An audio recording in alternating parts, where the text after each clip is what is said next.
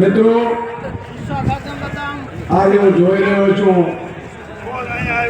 દૂર દૂરથી મંડપમાં સમાધાન નથી એવા અમારા ખેડૂત ભાઈઓ આજે લાખો ખેડૂતો આજે એક થયા અને આપ દૂર દૂરથી આવ્યા છો. આપને નતમસ્તક વંદન કરું છું, આપને સૌને પ્રણામ કરું છું. હવે મને પોરોનો પલ્લો છૂટ્યો છે ભાઈ. જ્યાં નજર કરે ત્યાં મારી ખેડૂતોની એકતા દેખાય છે, અને માતા બહેનો દેખાય છે. આજે લક્ષ્મીના અવતાર અને આજે ઝાંસીની રાણીઓ દેખાય છે. મને સાહેબ એકવાર તમારા માટે તાળીઓ થઈ જાય. આજે ભાજપના નેતાઓ આંસુઓથી સાહેબ પગડી ગયા છે. આ જોઈને અરવિંદ કેજરીવાલજીના હેલિકોપ્ટરને ઉતરવા નથી દેતા. આ તમારી તાકાત છે કે તમારા આજે આપણે કિસાન મહાપંચાયતનું મિત્રો આયોજન કર્યું છે. ત્યાં ખાલી કિસાન મહાપંચાયત નથી, આજથી ગુજરાતમાં ખેડૂતોની ભાવિ પેઢી બચાવવા, ખેતી બચાવવા, આપણે આપણા કુંવારા દીકરાઓ બચાવવા માટે આજે નીકળી પડ્યા છે. એની આ સંમેલન છે સાહેબ. આ મેળાવડો આપણે આપણી ખેતી બચાવવા માટેનો છે.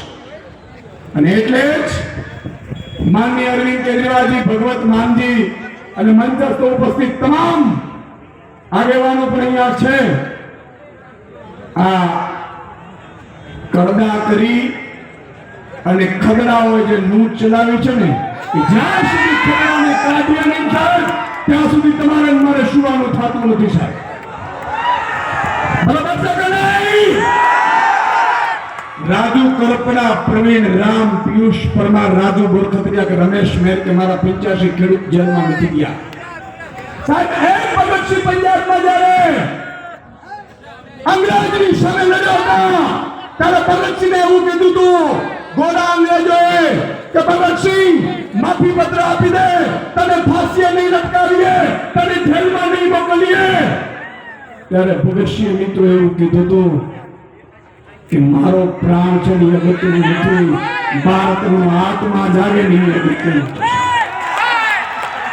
આજે આપણા નેતાઓ જેલમાં ગયા, ભાજપ પર તાળીઓ વગાડતા હતા, અનામાની કોંગ્રેસ પર તાળીઓ વગાડતા હતા. અમને જવાબ આપવો છે મારે અહીંયાથી કે અમે જેલથી ડરીએ ને એ હાવજ અમે નહીં, અમે સામે છાતીએ ગોળી ખાવા તૈયાર છે. આજે તમે વિચાર કરો, 54 લાખ ખેડૂતો સાહેબ એક થયા છે. ત્યાં જ નથી થયા. આજે વિનાશકાળ વિપરીત બુદ્ધિ રાજુભાઈ અને પ્રવીણભાઈ ની લોકો હળદરમાં ગયા હતા. બરોબર મહાપંચાયત ચાલી રહી હતી. મને અધોચતી પોલીસને કઈ ઉપાડી લીધું સુપર સીએમ.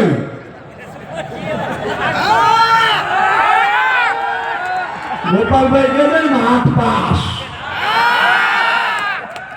સાહેબ. આજ પોલીસ, આજ બકલવાડા,